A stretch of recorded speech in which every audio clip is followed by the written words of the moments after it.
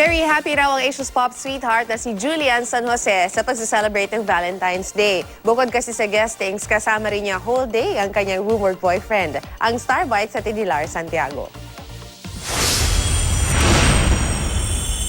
Valentine's Day!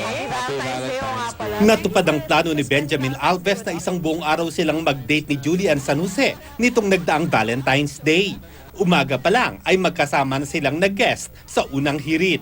Si Ben din ang nagsilbing driver ni Julian sa kanyang Valentine's party with her fans na akala ng Asia's pop sweetheart ay mag-isa lang siya kasama ng kanyang supporters pero sinurpresa siya ni Ben.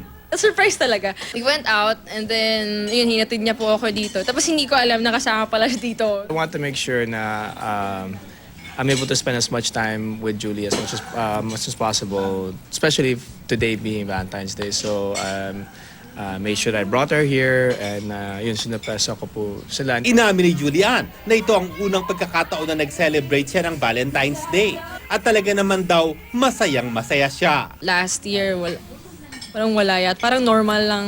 Normal lang usually yung Valentine's for me. But, ayun, nagpapasalamat ako. Sobrang thankful ako na may, yun.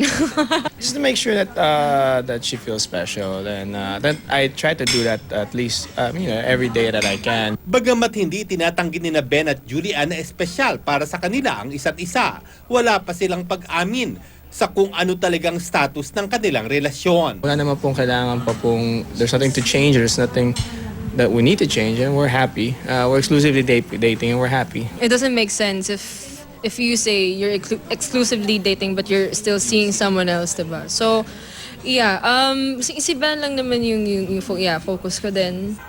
War Santiago, GMA News.